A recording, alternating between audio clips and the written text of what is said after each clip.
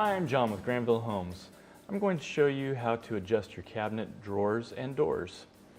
This style of cabinet has a pretty tight reveal around all the doors and drawers, so it doesn't leave a lot of room for movement.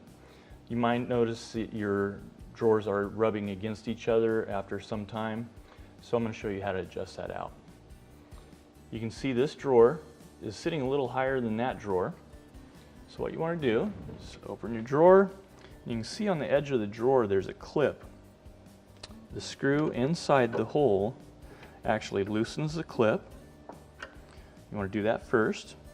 And then this screw will lower or raise the drawer front itself. Simply turn that screw whichever way you want to go, up or down. And we want it to go down a little bit on this one, so we'll check it. And it's lined up pretty well now. And we just want to lock that clip back down. Just like that, and we're done. Next, we're going to show you how to adjust your doors. Same thing, they have a tight reveal and sometimes they can start rubbing with use. So you want to open your door. Inside, there's a little white cover on top of your hinge. You want to just simply twist that and pop it off.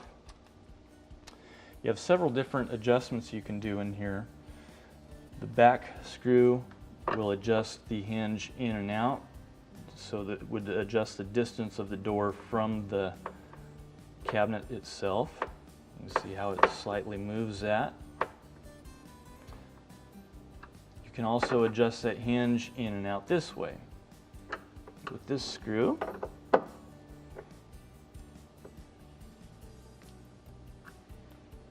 And that will change pretty dramatically out here, the reveal, and you can see that it got a little bit tighter there. So we want to actually drop it back the other way.